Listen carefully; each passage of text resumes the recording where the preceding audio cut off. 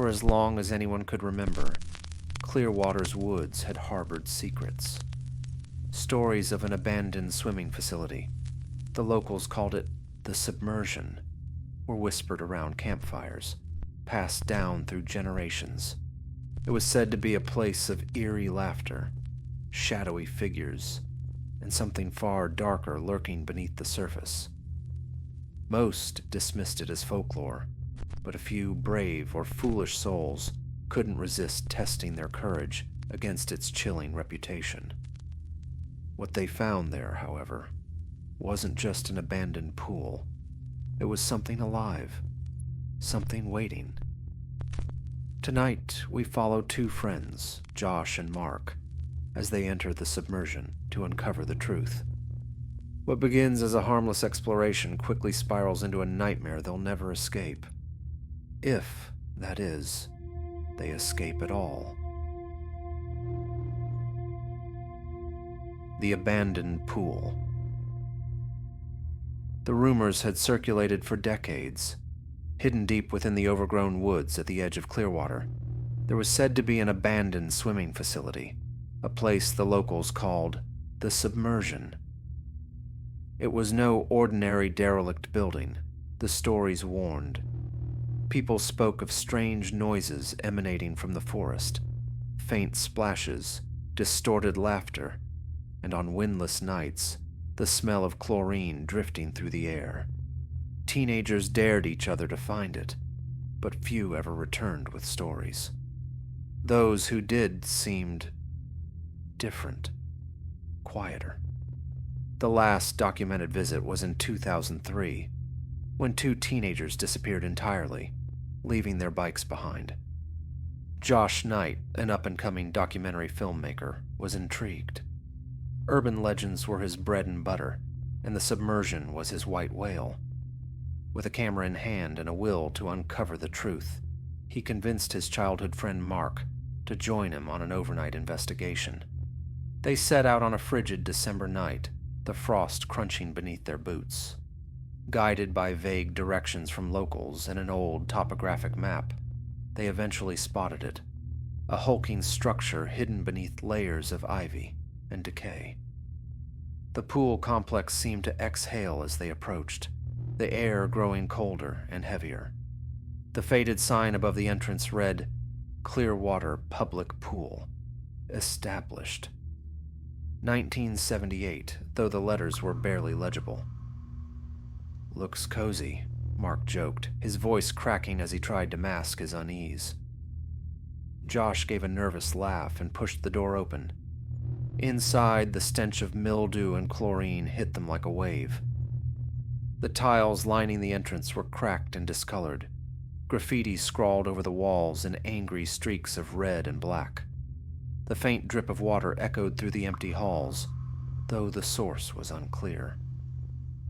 They entered the main pool area, their flashlights slicing through the thick darkness.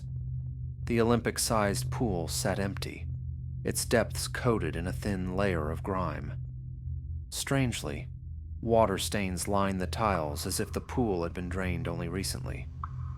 Josh panned his camera across the room, narrating quietly. "This is where the stories began," he said. "It's said that the Submersion was shut down after a series of mysterious drownings. The management claimed accidents, but some insisted the pool was cursed." Mark snorted. "Cursed pools. Next, you'll say there's a haunted kiddie slide." Josh didn't laugh. He was focused on a distant noise, a faint splash coming from somewhere deeper in the building. "Did you hear that?" he asked. "Nope. And I don't want to," Mark replied. The sound grew louder, rhythmic, as though someone were treading water. It was coming from the locker rooms.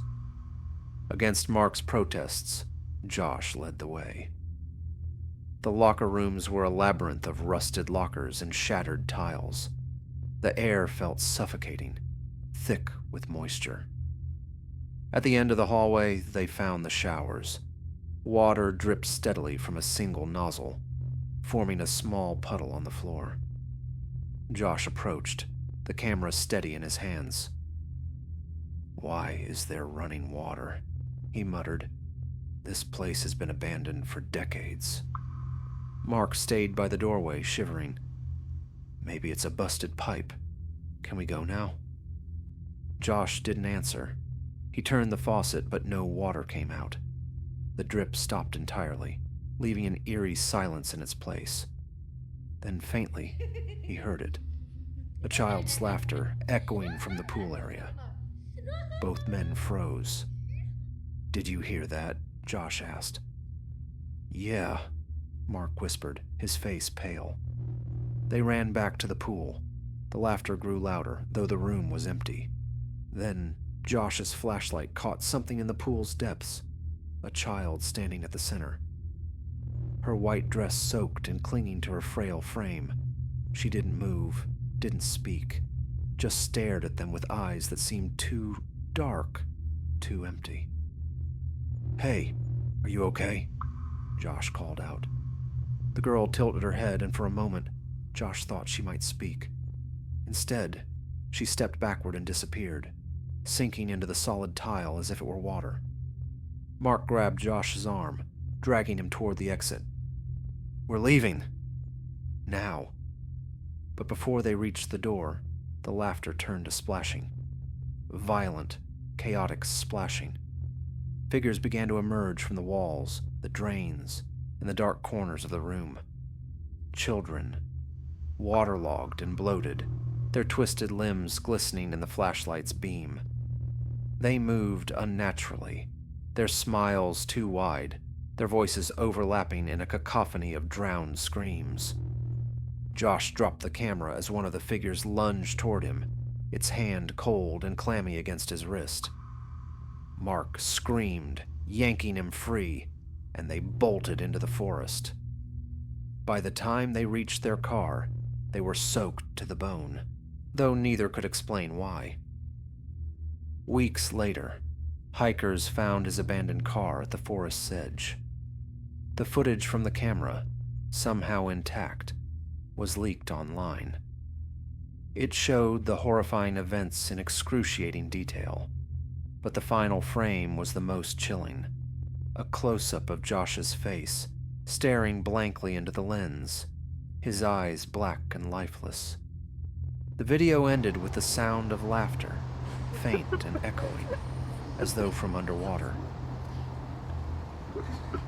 And that wraps up our journey into the eerie world of Clearwater's haunted pool. If you felt the chills or found yourself hooked, make sure to hit that like button.